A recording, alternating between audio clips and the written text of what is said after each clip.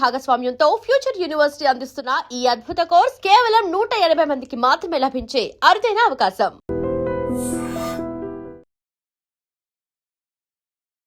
నమస్తే రమగారు. నమస్తే జయ. రమగారు, మనము కాశీ మజిలీలో విక్రమార్కుడి కథలు చెప్పుకుంటున్నాము. 3వ భాగంలో ఉన్నాము. మరి ఉత్తర దిక్కుకి ఆయన ప్రయాణం మళ్ళీ మొదలు పెట్టాడు. ఈ బయటికి వచ్చేటప్పుడు బలిచక్రవర్తి ఈయనకి 2 కానుకలు ఇచ్చాడు. అదేమిటంటే రసము, రసాయనము. ఒకటేమో యవ్వనాన్ని పెంచేది, రెండోదేమో బంగారాన్ని తయారు చేసేది. 2 వస్తువులు ఇచ్చారు. ఆల్రెడీ ఆయనకి 2000 సంవత్సరాలు ఉన్నాయి, మళ్ళీ యవ్వనం. సరే, అవి 2 పట్టుకుని బయటకు వచ్చారు. ఆయన గుర్రం కూడా వచ్చింది ఆయన కోసం. సరే, గుర్రం ఎక్కి బయలుదేరుతుంటే ఈయనకు ఒక బ్రాహ్మణ కుటుంబం ఎదురుపడింది. తండ్రి, కూతురు, కొడుకు. ఆయన చాలా పెద్దవాడు, శతాధిక వృద్ధు, 60-100 ఏళ్ళు ఉన్నాయి ఆయనకి. సరే, ఎవరు ఏమిటి అని కనుక్కున్నాడు. ఆయన చెప్పాడు, ఇక్కడ సమీప గ్రామమేనా ఆయన మాది, పిల్ల పెళ్లి చేయలేదు, మాకు 7 కుమారులు. ఆడపిల్ల అంటే చాలా ఇష్టం, మేము ఎప్పుడూ ఆడపిల్ల కావాలని కోరుకుంటూనే ఉండేవాళ్ళం. అయితే మా ఊరి గ్రామదేవతకి నమస్కారం చేసి నేను నా భార్య ఒక్క ఆడపిల్లని ఇవ్వమని అడిగాం. అడిగితే చాలా వృద్ధాప్యం వచ్చాక మాకు ఒక కుమార్తె కలిగింది. అప్పుడు ఆవిడకి ఏం చెప్పారట గ్రామదేవతకి, నీ పేరే పెట్టుకుని నిలువెత్తు బంగారం పెట్టి కన్యాదానం చేస్తాము అని దండం పెట్టుకున్నారట. నిలువెత్తు బంగారం పెట్టాలి ఆ పిల్లకి, అది ఎంత ఉందో అంత బంగారం ఆ పిల్లకి పెట్టి కన్యాదానంట. ఏం మొక్కో చూడిది, మొక్కుకున్నాము, మాకు ఆడపిల్ల పుట్టింది, గ్రామదేవత పేరే పెట్టుకున్నాము, మా 7 అబ్బాయిలు పెద్దవాళ్ళు అయిపోయారు, ఈ పిల్ల చిన్నపిల్ల, ఇది ఒక 16-18 ఏళ్ళది. ఈ పిల్లకి పెళ్లి చేయడానికి మా దగ్గర చిన్న మెత్తు బంగారం కూడా లేదు. నేనేమో వృద్ధుండైపోయాను. మరి ఏవైనా గ్రామాల రాజుల దగ్గరికి వెళ్ళి ధనాన్ని లేదా బంగారాన్ని అర్థించి వివాహం చేసే ప్రయత్నం చేద్దామని బయలుదేరామన్నాడు. అనేసరికల్లా ఈయనకి విక్రమార్కుడికి చాలా సంతోషం కలిగింది. తప్పకుండా నా దగ్గర 2 సాధనాలు ఉన్నాయి, ఒకటి రసము, రెండోది రసాయనము. ఒకటి యవనాన్ని ఇస్తుంది, రెండోది రసాయనంతో ఏ లోహాన్నైనా బంగారంగా చేసుకోవచ్చు, మీకేం కావాలంటే అది తీసుకోండి అన్నాడు. అనేసరికల్లా ముసలాయనకి వెంటనే అనిపించింది, ఆయన ఈ వృద్ధాప్యంతో పడలేకపోతున్నాను, నా కంటి చూపు అందు, పళ్ళు రాలిపోయినాయి, నడవలేను, ముదివొగ్గునైపోయాను, ఆ రసం ఏదో ఇవ్వు, నేను చక్కగా ఆరోగ్యంగా అయిపోయి పిల్లకి బంగారం సంపాదించి పెళ్లి చేసుకుంటా అంటే కొడుకు తిట్టాడు, నీ పని లేదా, మేము 7 కుమారులు ఉండగా 80 పడి దాటాక నువ్వు ఒక కూతుర్ని కన్నావు, మళ్ళీ ఇప్పుడు 30 ఏళ్ళ యువకుడు అయిపోతే మళ్ళీ సంతానాన్ని కానీ వాళ్ళని మా నెత్తి మీద పడేస్తావు, కాబట్టి అది వద్దు, లేక కలిగింది పిల్ల, అమ్మవారి ఆజ్ఞ చొప్పున కుమార్తె కలిగింది, దానికి ఎట్లా పెళ్లి చేస్తానని నువ్వు మొక్కుకున్నావో అట్లా చేద్దాం, ఆ రసాయనం ఏదో ఇవ్వండి, దాన్ని మేము అదే రసాయనం అంటే ఆయనది రసం ఇవ్వండి, రససిద్ధి అంటారు, బంగారం చేసుకునే విద్య, ఆ బంగారం చేసుకుని పెళ్లి చేసి పిల్లని చేస్తాం అనేసరికి తండ్రి కొడుకు వాదించుకున్నారు. విక్రమార్కుడు నవ్వుతూ నిలబడ్డాడు. చాలాసేపు బాధం జరిగింది. పిల్లంది, అన్నయ్య ఏమనద్దు, నా కోసం ఏమీ కోరద్దు మీరెవరిని, నాన్నకేం కావాలో అది చేయించు, ఆయనే నా పెళ్లి చేస్తాడు, ఈయన ఏమిటారు నారు పోసిన వాడు నీరు పోయిడా, నన్ను కానీ ఎంత దాన్ని చేశాడు, పెళ్లి బాధ్యత కూడా నాన్నదే, ఆయనకి ఏం కావాలో అది తీసుకో నువ్వు అన్నది. అనేసరికల్లా కుర్రాడు అన్నాడు విక్రమార్కుడితో, చూశారండి, చిన్నపిల్లైనా మా అమ్మాయి, మా చెల్లయి మా నాన్న గురించి ఆలోచిస్తుంది, మా నాన్న తన గురించి ఆలోచిస్తున్నాడు, మా బాబు ఇంత ఆత్మబలం కలిగిన పిల్ల ఎక్కడైనా ఉంటుందా, అదేదో ఇచ్చి ఆ రసం ఈ పిల్లకి పెళ్ళయ్యే మార్గం చూడండి అనేసరికల్లా విక్రమార్కుడు నవ్వాడు. నిజానికి నా దగ్గర 2 వస్తువులని, నాకు వీటితో ఉపయోగం లేదు, మీకు 2 కావాలి, మీ నాన్నకి యవనం కావాలి, మీ చెల్లికి పెళ్లి కావాలి, 2 పుచ్చుకోండి అని 2 ఎత్తి వాళ్ళ చేతిలో పెట్టాడు. తీసుకెళ్ళి, ఈయన అలాంటి వాడు, అదే కదా, తీసుకెళ్ళండి, ఆయనకి ఆరోగ్యము వస్తుంది, అమ్మాయికి వివాహము అవుతుంది, లక్షణంగా వెళ్ళండి అన్నాడు. అవి 2 పుచ్చుకుని వాళ్ళు వెళ్ళిపోయారు. ఈయన బయలుదేరాడు. బయలుదేరేసరికల్లా ఏమైంది, ఒక నది వచ్చింది దారిలో. ఆ నదిలో పసుపచ్చ బట్టలతో ఉన్నవాడొకడు నీటిలో కొట్టుకుపోతున్నాడు. ఈయన గబగబా గుర్రాన్ని వదిలిపెట్టేసి నీటిలోకి దిగి వాడిని లాక్కొచ్చాడు. లాక్కొస్తే వాడికి ఎంత చక్కగా ఉన్నాడో కుర్రాడు, అటు ఇటుగా చూస్తే పెళ్లి బట్టలతో ఉన్నట్టే కనపడుతున్నాడు. ఆశ్చర్యపోయాడు, ఏమిటో ఈ అలంకారం, ఈ పెళ్లి బట్టలు వీటితోటి నీటిలో ఎట్టబడ్డావు నువ్వు అనేసరికి ఇతను ఏం చెప్పాడంటే, మాది పాట్లీపుత్రం అండి, నా విద్యాభ్యాసం అది అయిపోయాక కేసట్టుడు, అబ్బాయి పేరు కేసట్టుడు, కేసట్టుడు. విద్యాభ్యాసం అయిపోయాక పెళ్లి సంబంధం వెతుక్కుంటూ నేను ఊళ్ళ మీదకి వచ్చాను. ఒకనాడు ఇట్లాగే ఒక నదీ తీరంలో ఒక ముసలాయన కనపడ్డాడు. ఆయన నన్ను చూసి చాలా సంతోషించి, అబ్బాయి నువ్వెంత అందగాడివో, నా కొడుకంత కురూపి, ఎక్కడ సంబంధాలు కుదరటం లేదు, పిల్లాన్ని చూపించకుండానే ఒక సంబంధం కుదుర్చుకున్నాము. ఈ ఊరి వాళ్ళే, ఆ చెరువే పక్కన ఉందో నది పక్కన ఉన్న ఊరిదే సంబంధము. మరి ఒక్క పని చేయి, నువ్వు కూడా వివాహం చేసుకునేందుకు నీకు వలసిన డబ్బు, నువ్వు ఊరెళ్ళటానికి కావాల్సిన ఏర్పాట్లన్నీ నేను చేస్తా. నువ్వు మా పిల్లాడి బదులు ఆ రత్నమాలని ఇప్పుడు మేము కుదిర్చిన పెళ్లి కూతుర్ని పెళ్లి చేసేసుకో. తర్వాత మా కోడల్ని మాకు అప్పచెప్పు. పెళ్లి పీటల మీద నువ్వే కనపడతావు. వివాహం అయిపోయిన తర్వాత మా ఇల్లు చేరాక కాపురం అది మా అబ్బాయి చేసుకుంటాడు. పెళ్లి చేసుకుని ఆ పిల్లని మాకు అప్పచెప్తే చాలు. మేము చాలా ధనవంతులమే కానీ పిల్లవాడు కురూపి కావటంతో మా అబ్బాయికి వివాహం అవటం లేదు అని నన్ను పరిపరి విధాలుగా ప్రార్థించి ఒప్పించాడు. తండ్రి వయసు ఆయన చేతులు కాళ్ళు గడ్డము పుచ్చుకుని బతిమలాడుతుంటే, సరే ఇది కూడా బాగానే ఉంది, ఆయన ఏదో కొంత ధనం కూడా ఇస్తానంటున్నాడు, నా వివాహానికి కూడా అడ్డంకి ఉండదని నేను సరేనన్నా. అన్న తర్వాత వాళ్ళతో పాటు తరలి ఊళ్ళోకి వెళ్ళిపోయా. పెళ్లి వాళ్ళతో పాటు వెళ్ళాక ఆ ఊరి ఆడపిల్లి వాళ్ళంతా చక్కగా నా రూపము చదువు అది విని చాలా సంతోషించారు. రూపం చూసి చాలా ఆనందించారు.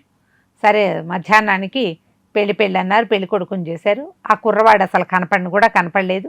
ఆ బ్రాహ్మణ కుర్రాడు వివాహం చేసేశారు. వివాహం అయ్యాక ఏమైంది, సరే మేము ఈ వివాహం నాటి సాయంకాలము ఇంకా వివాహం అవడానికే పెళ్లి కొడుకుని చేశాక తెల్లవారాక పెళ్ళి.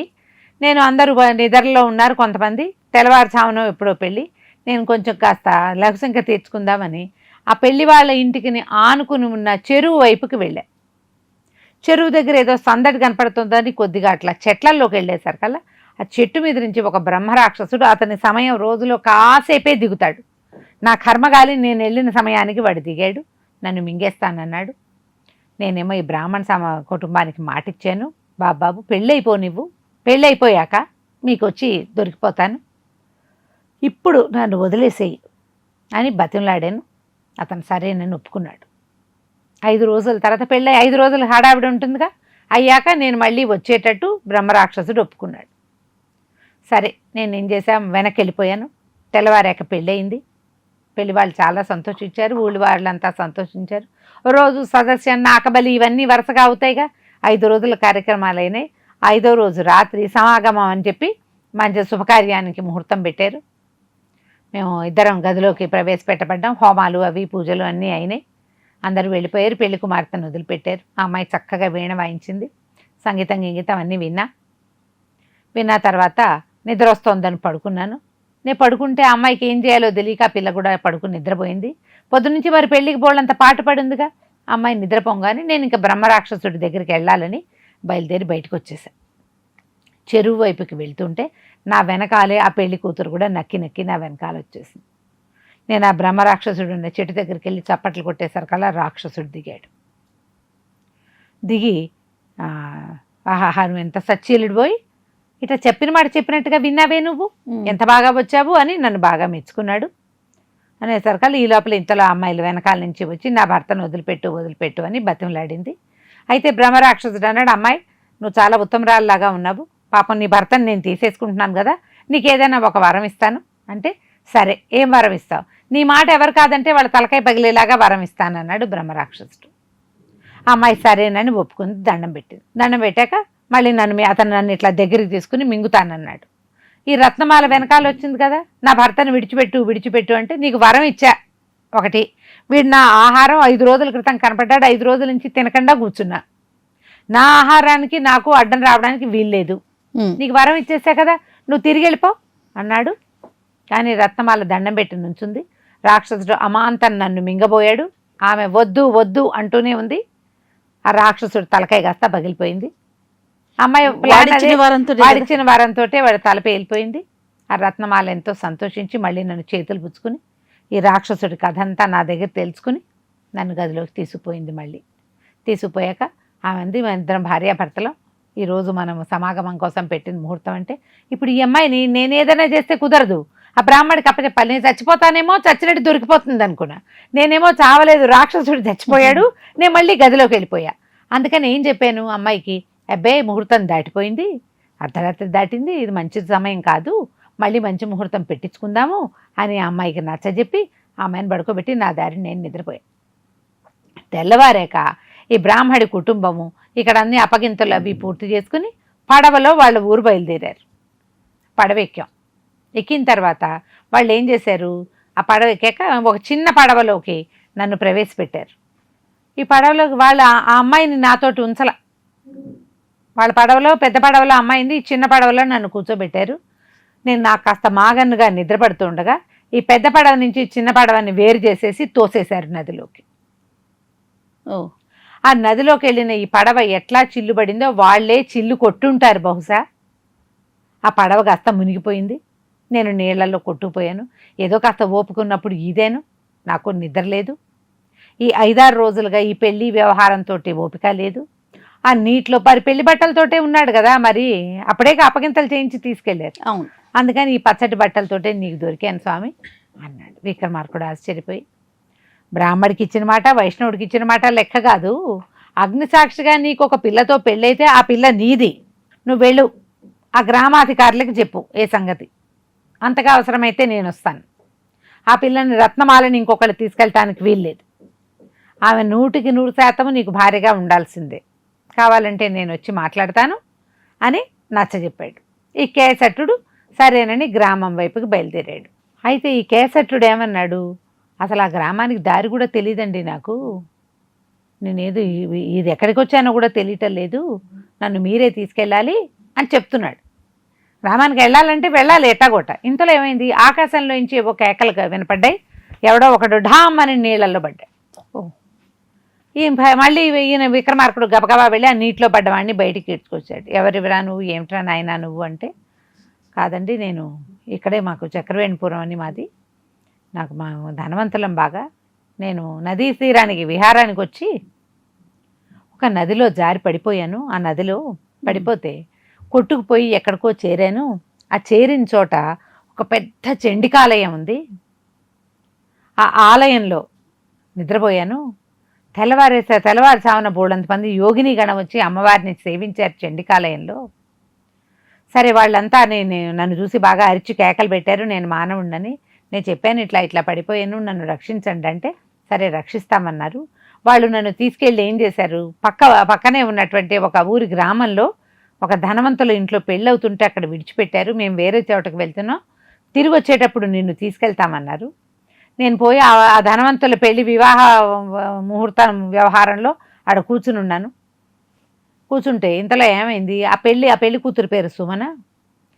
పెళ్లి జరుగుతుండగా పెళ్లి కొడుకుకి ఏదో సమస్య వచ్చి అబ్బాయి రాలేదు.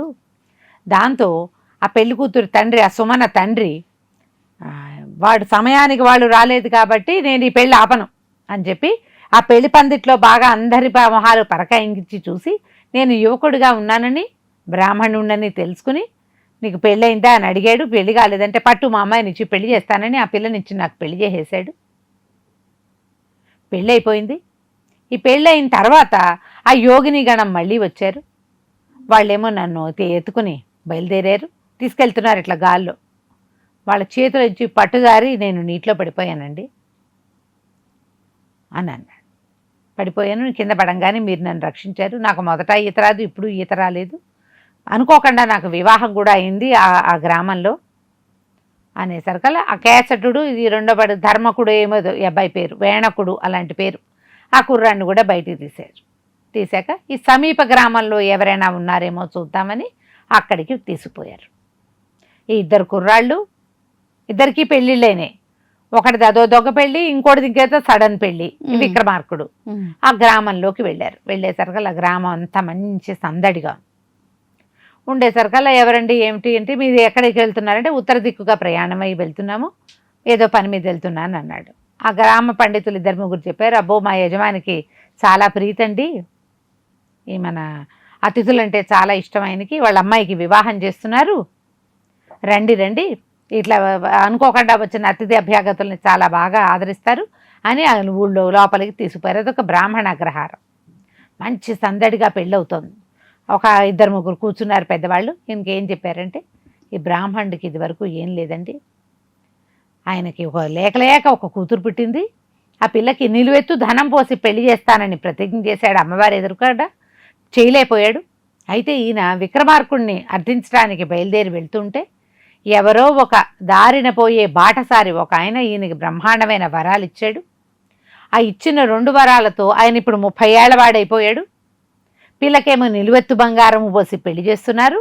ఇదిగోండి ఈ 30 ఏళ్ల యువకుడే ఈ పిల్ల తండ్రి అని, ఏమయ్యా ఇట్రండి, వీళ్ళెవరో పరాయి దేశస్తులు ఈ ప్రాంతానికి వచ్చారని తీసుకొచ్చాడు. ఆయన చూడంగానే ఎగిరి గంతేసి గబగబా దగ్గరకు వచ్చాడు. మహానుభావ, నువ్వే మాకు రసము రసాయనము ఇచ్చేవు, ఆ రసంతో మా పిల్ల పెళ్లి చేస్తున్నావు, రసాయనంతో నేను ఇట్లా ఆరోగ్యంగా అయిపోయాను, నీ అంతటి వాడివి నువ్వే, నీ వల్లే మా పిల్ల పెళ్ళవుతోంది అన్నాడు. మొత్తం జనమంతా చేరిపోయారు. విక్రమార్కుడికి ఇక్కడ గుర్తింపబడ్డం ఇష్టం లేదు. ముందు నుంచి కూడా ఎక్కడా తన పేరు చెప్పల, ఒక బలిచక్రవర్తి దగ్గర మాత్రమే చెప్పుకున్నాడు. నేనివ్వటం ఏంటండి, మీకు ఎవరిచ్చారంటే, అయ్యో కాదని కొడుకుని కూతుర్ని కేకేసుకొచ్చాడు ఆయన. మిగిలిన వాళ్ళంతా అబ్బో అంత దానపరుడు అయితే మాకు కూడా దానం చేయొచ్చు కదా అంటున్నారు. ఈయనన్నాడు, మీరెవరో నాకు తెలియదు, నేను మీకేమీ దానం చేయలేదు, అసలు ఈ గ్రామంలో ఉండే ఉద్దేశం లేదు, నాకు వేరే ప్రయాణం ఉందని ఆ గ్రామాన్ని విడిచిపెట్టి తన గుర్రం ఎక్కి బయటకు వచ్చేసాడు. ఎక్కడ నిలబడకూడదు, ఇక్కడ తను విక్రమార్కుడని గుర్తింపు పొందాడంటే తను వెళ్లాల్సిన ప్రోగ్రాము ఆగిపోతుంది. అందుకని ఇక అక్కడ వాళ్ళకి ఏ సమాధానము చెప్పకుండా ఆ యువకులు ఇద్దరిని ఇక్కడే దిగవిడిచి, వీళ్ళ ద్వారా మీరు కబుర్లు కనుక్కోండి మీ పెళ్ళిళ్ళ తాలూకు వివరాలన్నీ అని చెప్పేసి తను ఒక్కడే ఆ ఊరు నుంచి బయటకు వచ్చేసాడు. ఇట్లా బయటకు వచ్చిన విక్రమార్కుడు తను వెళ్ళదలుచుకున్న సువర్ణ స్తంభం ఉన్న చోటకి ఎలా వెళ్ళాడు, అక్కడ ఏం చేశాడో మనం వచ్చే భాగంలో చూద్దాం. తప్పకుండా అండి. నమస్కారం. నమస్తే. And for more videos, Please subscribe to iDream. Please subscribe to iDream. Please subscribe iDream. And please subscribe to iDream. For more videos, subscribe to iDream. please like, share and subscribe to the channel. Congratulations, iDream. Subscribe to iDream. Subscribe to iDream. So subscribe to iDream Media. iDream ki iDream team andarki huge congratulations. Please subscribe iDream Media. Please subscribe to iDream. Subscribe iDream. Please subscribe to iDream. iDream అంటే నా కళల ఛానల్ను subscribe చేసుకున్న నోరు తిరుగుతలేదు, మీరైతే గంట గుర్తు కొట్టండి. For more such videos, please subscribe to iDream. Subscribe to iDream. Please subscribe to iDream. Please subscribe iDream Media. Please do subscribe to iDream. Please subscribe to iDream Media. For best entertainment and information, please subscribe iDream. And don't forget to subscribe to iDream.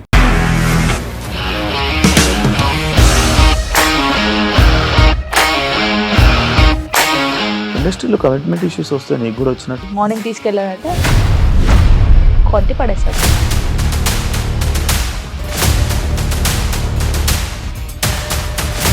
ఒక్కళ్ళు కూడా చూడలేదు ఈ cinema అని చెప్పడానికి కూడా చాలా ధైర్యం కావాలి. అది నిజం కదా, దాంట్లో ధైర్యం ఏంటి? ఇది నెక్స్ట్ డే ప్లేట్ మార్చేస్తే తప్పు కదా. As of now, we are comfortable this అని నేను అనుకుంటున్నాను. రష్మిక గారిది మీది ఒకే ఊరంట కదా. నీకు కోపం వచ్చిందంటే బాగా తిట్టేత్తరా? తిట్టేద్దామండి. నిజంగా గేమ్ ని ఎలా చేంజ్ చేయగలిగారు? ఏపీఎస్ఎఫ్సి వాళ్ళకి 6 నెలల్లో నేను 6 లక్షలు కట్టా. బిజినెస్ చేయాలనుకుంటే it is as difficult as riding a tiger.